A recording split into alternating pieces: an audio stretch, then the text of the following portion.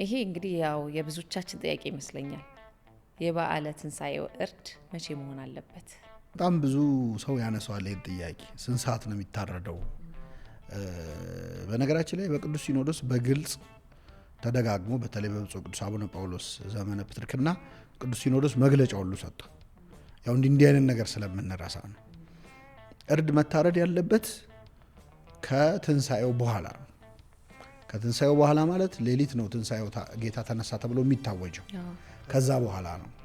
ግን ከዛ በኋላ ነው ማለት ቤት ቁጭ ብሎ ሰው 6 ሰዓት ክርስቶስ ተንሳ ሙታን ሲባል ሰምቶ ማረድ አለበት አያስቀድስም ወይ ነው ይሄ ሰውዬ። እና እኔ በጠቅላላው ይህን ቪዲዮ የሚሰሙ ምእመናን ክርስቲያኖች ቤተክርስቲያናችን በግልጽ እንዳስተማረችው ጾማችሁ ባለቀ ሰዓት አርዳችሁ አትግደፉ ማለት ሰው አይጥ ወልዳ ጅራቷ ሲቀር ሲጣለች ይባል። ሄዶ 40 ቀን 50 ቀን ጾሞ ለጥቂት ሰዓታት ልዩነት ለምንድን ነው የሚገድፈው? ምክንያቱም ከዛ በፊት የሚታረድ ማንኛውም ነገር በጾም ነው የታረደው።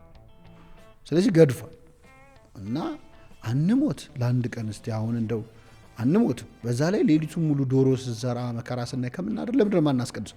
የጌታ ትንሣኤ ዕለት ያልተገኘን መቅደስ ውስጥ መቼ ነው የምንገኘው? ራሱ ከዛ የበለጠ ትልቅ ቀን የለም እኮ አይደለ? ትንሣኤ በነገራችን ላይ የመጨረሻው ክርስቶስ ካልተነሳ እምነታችን ከንቱ ናት ያለው ቅዱስ ጳውሎስ።